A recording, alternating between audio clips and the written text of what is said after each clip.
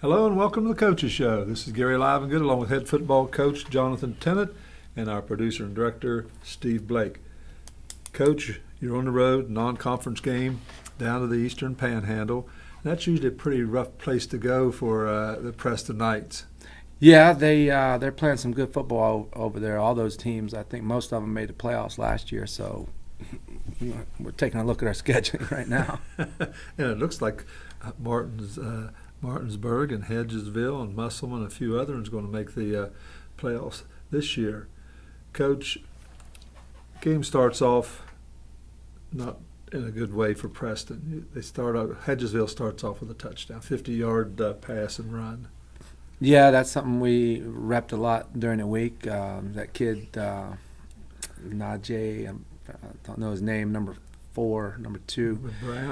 Brown, yeah, he makes a lot of people miss. We're not the only football team that he made look silly. So he's just a superior athlete, and we had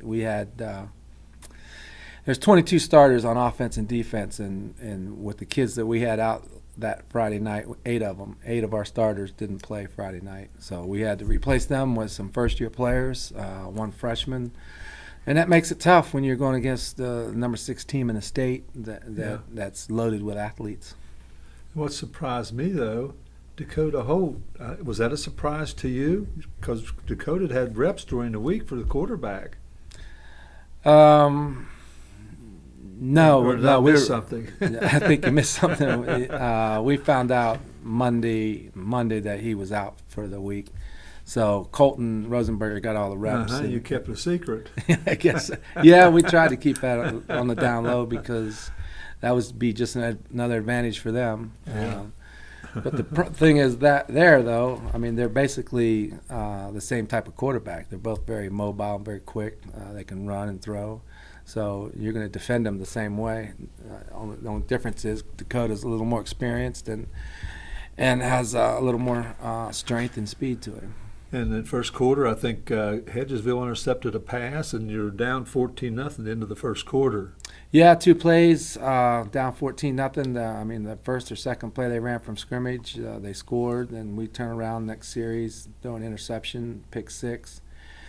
So the final score is 42-12, but you take away 4 plays, and it's more like 14-14 or 14-12, or it's a lot closer. The game, to me, was a lot closer than what the score indicated because we gave up 2 touchdowns on offense, which is hard to overcome, especially against a very good team, and we gave up 2 big plays on defense. Aside from that, we didn't stop their run game, but we stopped them on 4th down. We intercepted the ball twice. We turned them over twice in the run game. So I was proud of the effort that we gave. We were just outmanned, outgunned. Yeah. And it just kind of reminded me of the Lewis County game where they beat us 35-14. Penalties, mistakes, and turnovers and so forth just seemed kind of be like a repeat. Tackling to me in the Hedgesville game, a lot of arm tackling and very poor tackling. Sometimes your offensive line, your quarterback was running for his life half the time. Yeah, they were bringing 7 in the box against our 5, and we have back in there against 6. So that's one of the experience things that hurt us there. Dakota would have checked out a lot of those plays and ran the ball around the edge when they were sending 6, 7 kids up in the middle. We just can't block them. I mean, it's just they've got us outnumbered. And with Colton being his first start, he wasn't. He knew how to audible out of it, check the call, but for some reason he didn't do it as much as he should have. But he got sacked quite a few times. But sometimes, he'd roll right to left to keep from getting tackled, and he had some good yardage and picked up quite a few first downs. Yeah, some of our pass plays are straight drop back, and he sits in the pocket. He does that very well. He completed some passes. He stood in the pocket and delivered the football quite a few times. But other times when our pass plays, Bama right and Bama left, that's a rollout. So he has the option to either run it or throw it, and sometimes him being inexperienced, we're not blocking the backside when we roll left. The right outside guy all the way on the right is not getting blocked. Our feeling is that he's got to roll, throw the ball, or throw it. He just can't. roll a little bit and stop, he's going to get crushed. Because the backside's going to get him. because he's still coming. So he's getting better at that, and overall we're real pleased with the way he performed. But the Brown boy, 4 touchdowns Hmm. during the ball game, and it just seemed that once he got outside, that we couldn't stop him. Yeah, our tackling, you're right about our Yeah. tackling. It wasn't very good. On the other hand, that's a very good athlete. He makes a lot of people look silly. We're going to put in tackling drills that week, but it was just a matter of time. You got to pick and choose as a coach what you're going to do and what you're not going to do, because I only have 120 minutes after school, and there's certain things we have to do. But I guarantee you, we're working on it this week, our bye week. And the quarterback for Hedgesville, the Plotner boy, I mean, he just stand back there, and they have the field spread. They have 3 out receivers over here, maybe 2 or 3 over here. He's back here by himself, and next thing you know, he just starts heaving the ball down the field. Yeah, that's what he does. That's what they do. And we didn't give up a long pass. We gave up a bubble for a long yardage. He caught and ran it. Mm-hmm. But we intercepted that ball twice. They tried to do that. We had him covered. I was proud of that part of our defense. The tackling part, like I said, if we tackle better, it may be a different story. And I think you recovered a fumble or 2 and had a couple interceptions. Yeah, I think we got a total of 4 turnovers. Yeah. But we gave it away twice, interception and a fumble. And unfortunately, both times we fumbled, they scored. And like you saying, they were putting 7 and 8 men in the box on defense, and it was tough for our offensive line to just. Yeah, I mean, you can only block so many. We have 5 offensive linemen. We can probably block 5, but we can't block 7. And even if our back picks up 1, that still leaves 1 free. So our quarterback's got to do a better job of getting out of those plays and checking to a run and trying to get around the edge, or check to a hot pass, which we did eventually. We started getting some yards, passing the ball short. And Rosenberger scores a touchdown right before the half, and we win down 28-6 at halftime. What adjustments did you make in the dressing room at half?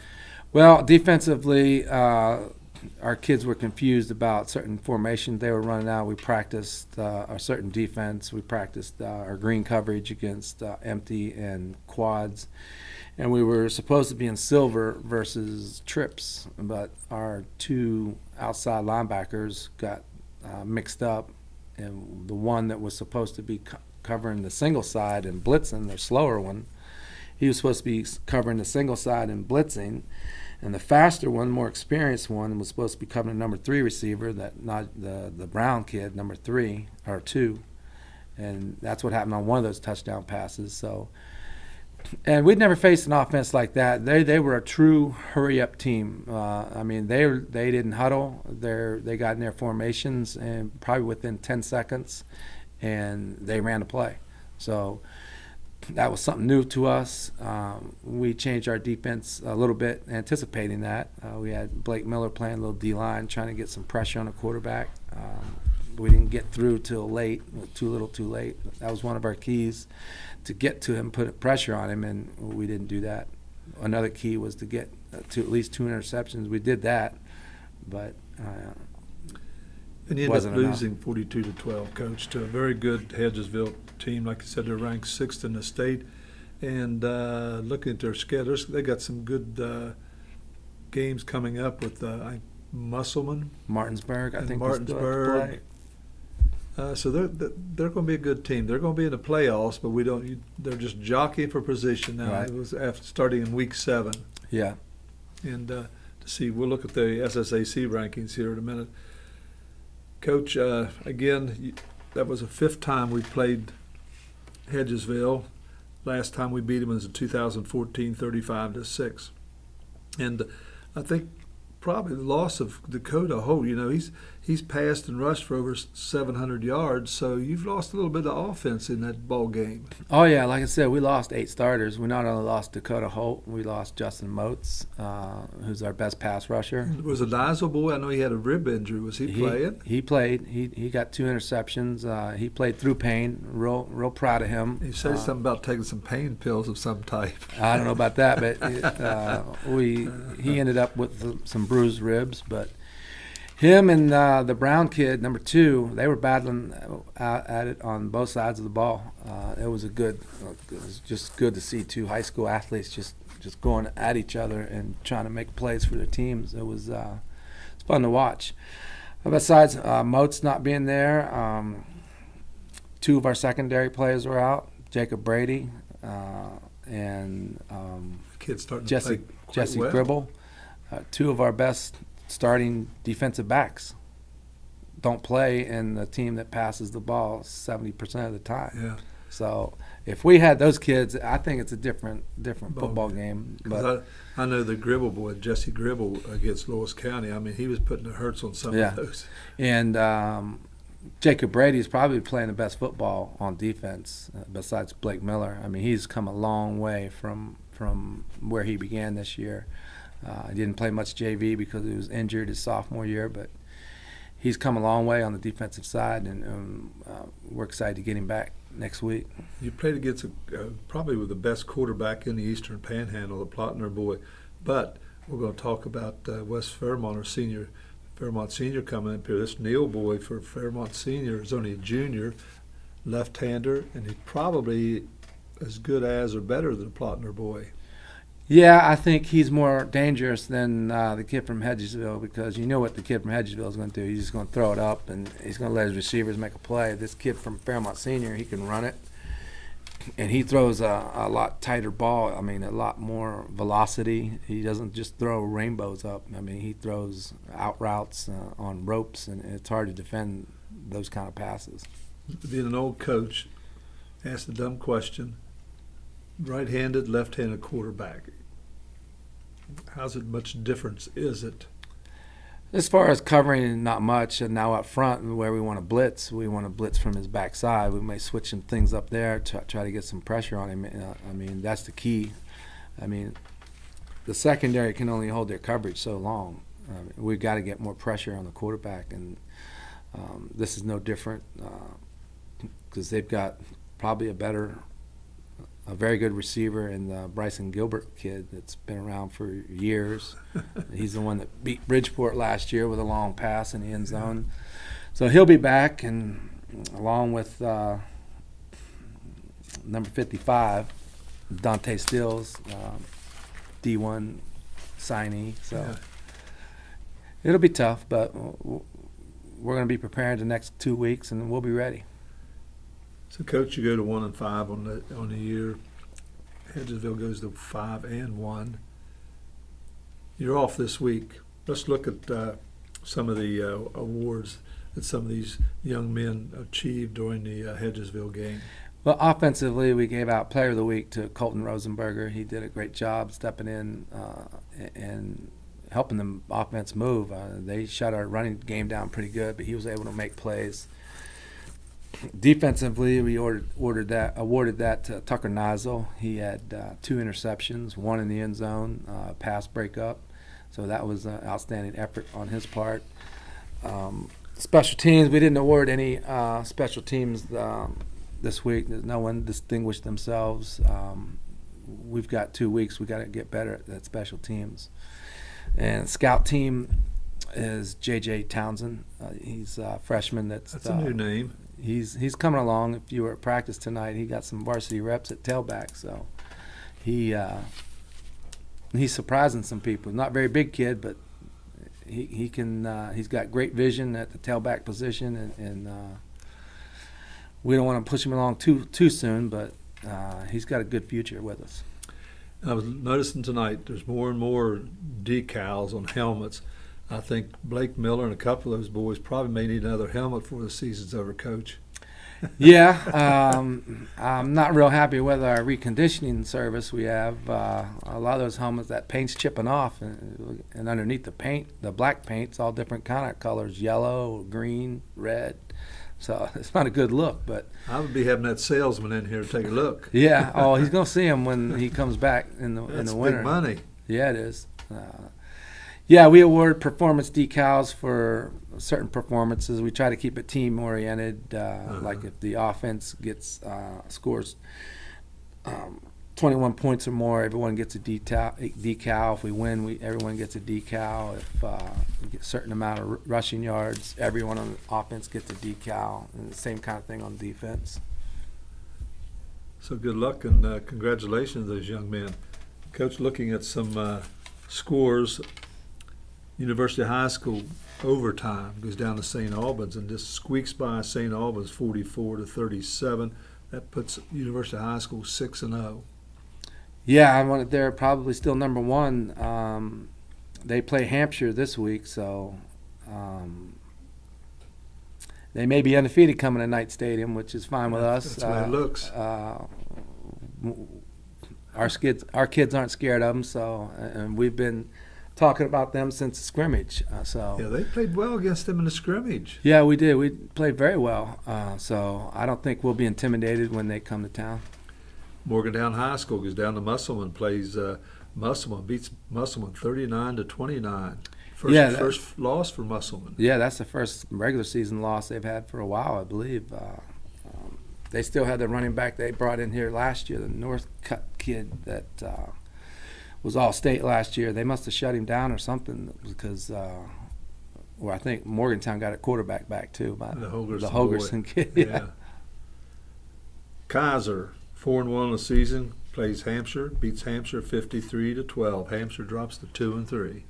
Yeah, I think Kaiser's putting a thumping on everyone they play these days. Yeah, that's good double A school. Allegheny, Virginia beats Greenbrier East 14-9. Greenbrier East goes to 1-5 on the season. Yeah, same thing happened last year, and they beat us and lost every game since. Fairmont Senior team coming up here week after next for our homecoming.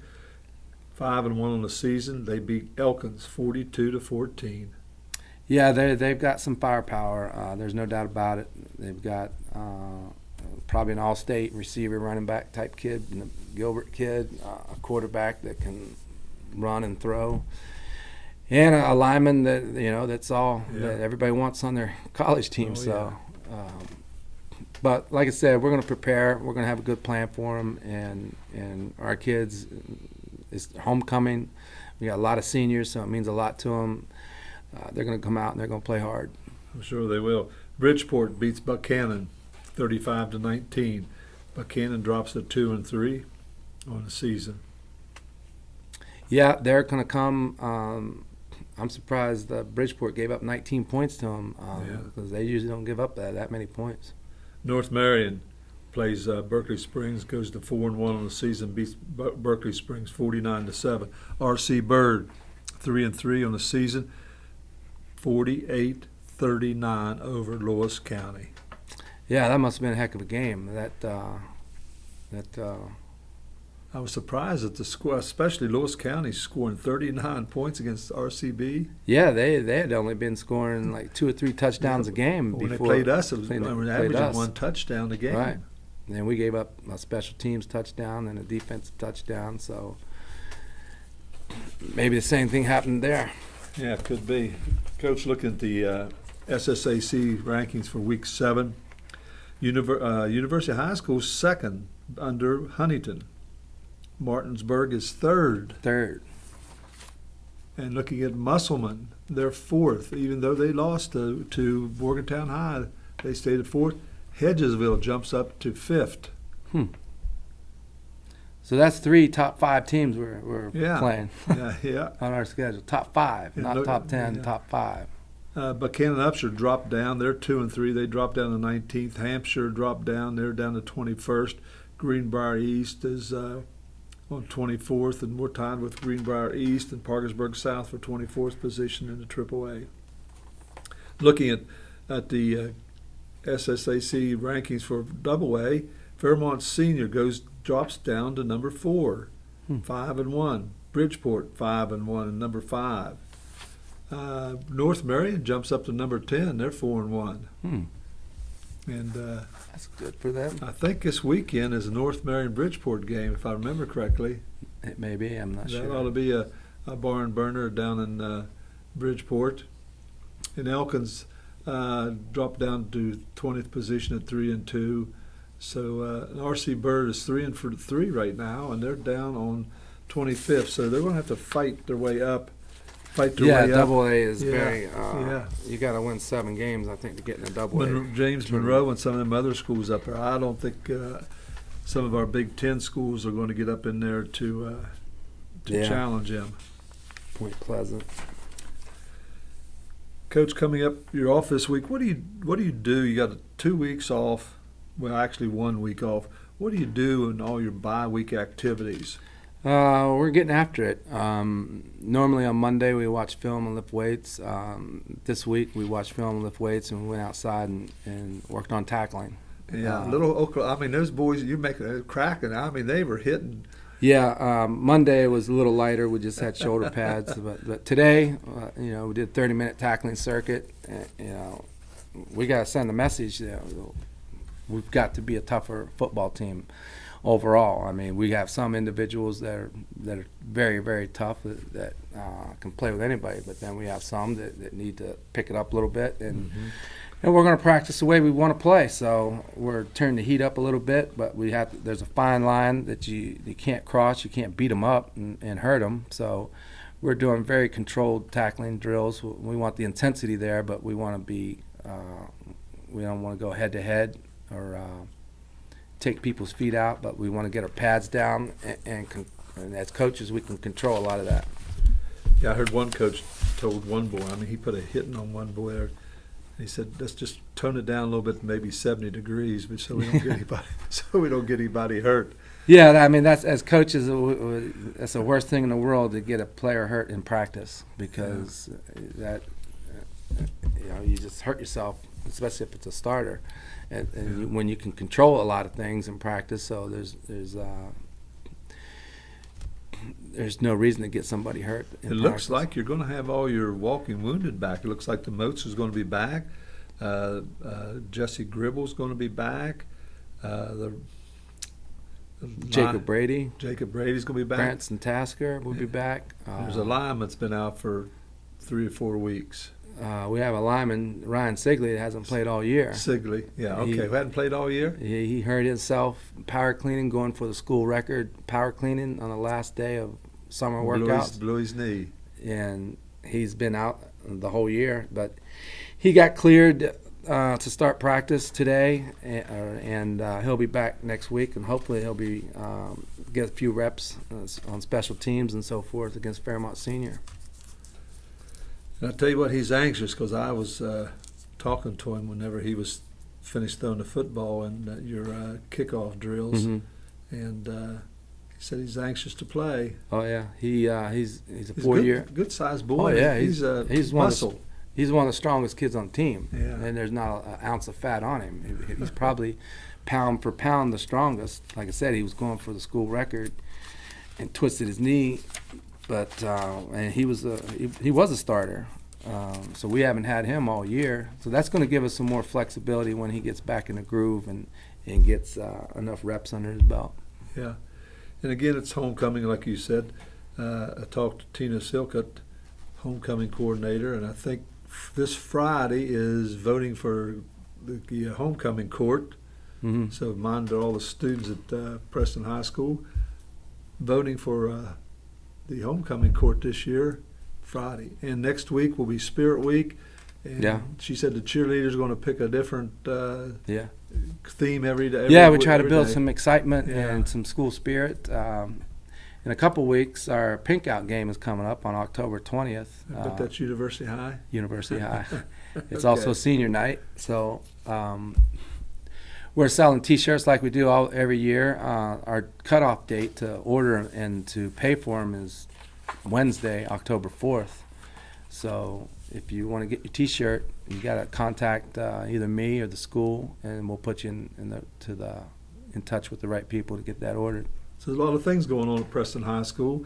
Week off so the team can get all their walking wounded healed, and coach can try to go back to some fundamentals and get the team back in the groove, because number 4 Fairmont Senior will be in here to Knights Stadium, and I would looking to weather ahead. It looks like the leaves are going to be out, and it looks like we'll have some great weather. Yeah, it's been beautiful. It's been a lot of fun coaching these kids. Most of our games have been competitive. Friday night was a little different, but we never quit. It was exciting watching our offense. We had 18 first downs. They had 10.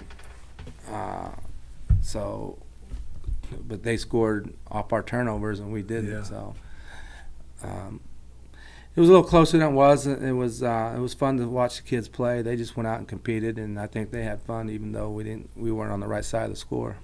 Yeah, out of the last, we started playing what I could find. 2011 was the first time we played them. They beat us 36-19. We didn't play them last year because the Big Ten did a little. They were in the Buckwheat Bowl. That's who we played. Last year? Uh-huh. 2016? Thursday, yeah. Okay, all right, I messed that one up. Was it 45-14? No, that was the worst defeat we've had. It was 58-13. I missed someone somewhere. In broad daylight. I'll never forget that game. Yeah. That was not what we had planned. Yeah. The Buckwheat Bowl. Okay, so West Fairmont, again, if you look at their schedule, they've been playing some good teams. They beat, the only game they've lost was the University High School. Yeah, I mean, it's another great challenge for us. I think we're going to be more competitive because they're closer to us. We know what they're going to do. Yeah. They have a first-year head coach, but he's been their defensive coordinator for 10 years. So the Bardic, he was their defensive coordinator, wasn't he? He's been there his whole life. So that's what he said when he got the job. He's a polar bear, and he's been one his whole life. So it's going to be a challenge, and our kids, we'll have them ready. They're scoring 33 points a game. And that quarterback, the Neal boy, just looking at some of his stats, he's 56 for 81 passing, 947 yards, no interceptions, 13 touchdowns. Yeah, he's impressive. 6'1", 185, good solid kid.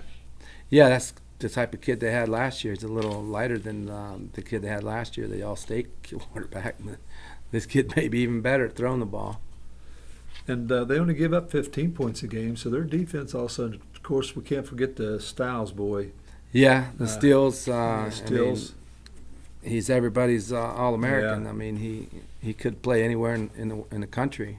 And it's going to be a great challenge for our kids. Our kids know that. They're looking forward to it because as an athlete, you always want to go against the best. You want to see how you stack up against the best. And that's what we're going to preach to our kids, and here we go. We're going to have an opportunity at it this next week. Who are you going to match up on the offensive line or defensive line against number 55? Well, he in film, we haven't studied a lot of film, but he moves around on the defense. Most of the time he's on our right side on the offensive line, and right now that position is not settled. We've had Maria playing there. It'll be his third start. He's gotten better, but we'll just have to see. We may have to double team him. Definitely want to run the ball to the left. And looking at some of the other people, the Gilbert boy, the rushing leader, he's carried the ball 46 times for 415 yards, 5 touchdowns.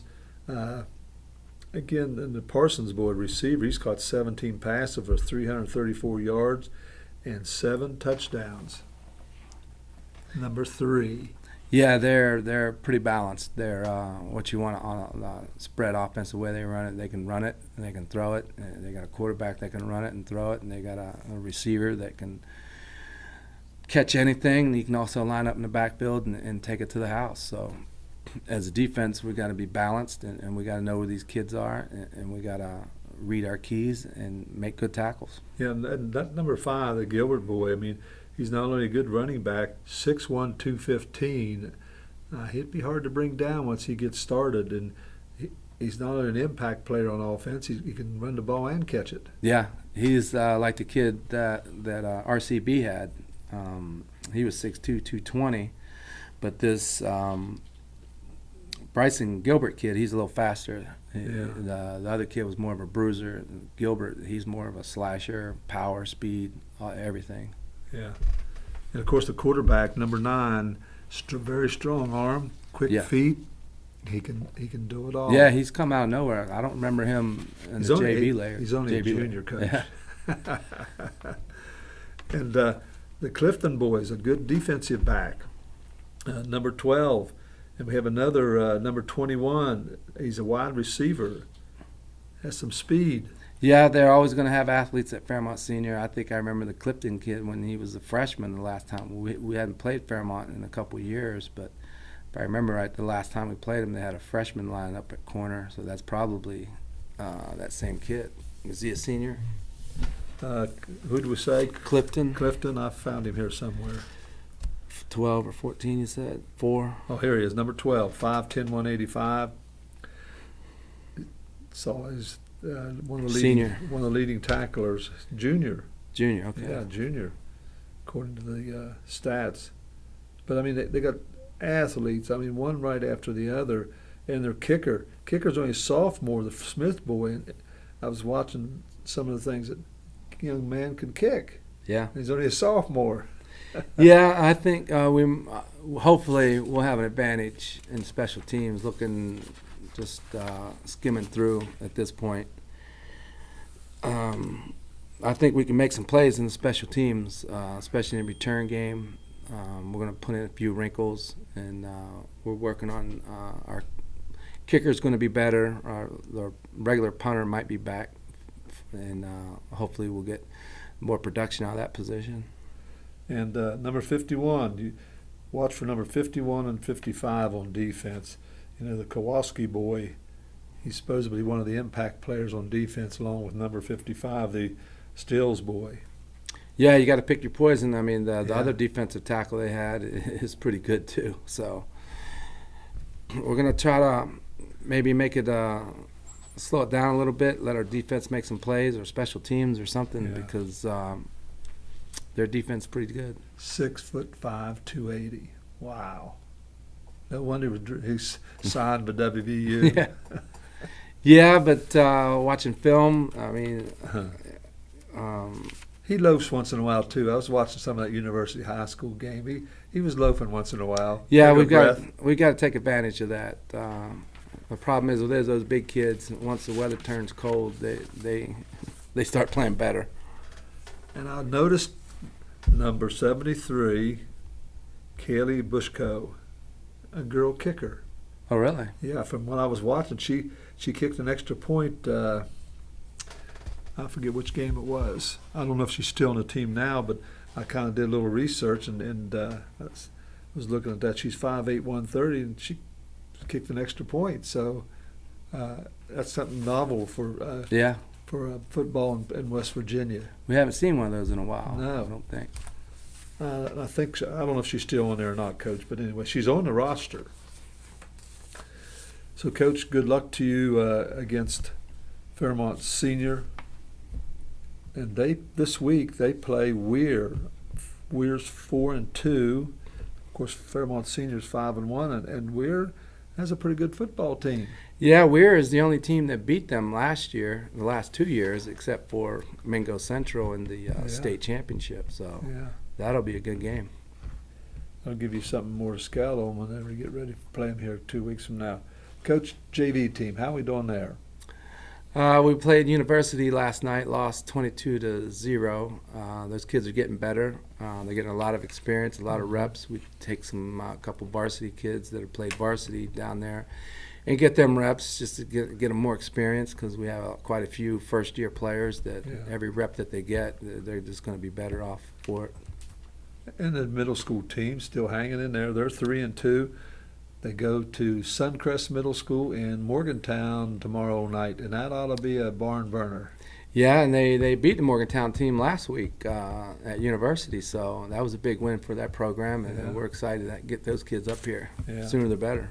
So tomorrow night, don't have anything else to do, slip over to of course, I don't know where they play. I'm not sure where they're playing either. Anyway, they play Suncrest Middle School over in Morgantown, and they're 3-2 on the year. So good luck to the middle school team. Coach, any final comments? No, we're good. We're licking our wounds. We're getting better, and we're getting back to basics this week, and we'll start prepping for Fairmont Senior next week.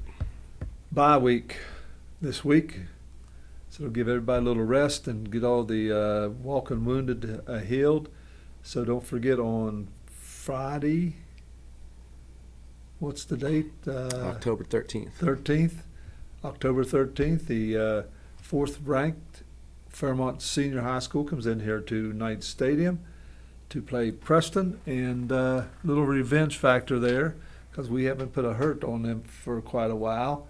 And so come up to homecoming, 13th of October at Knights Stadium.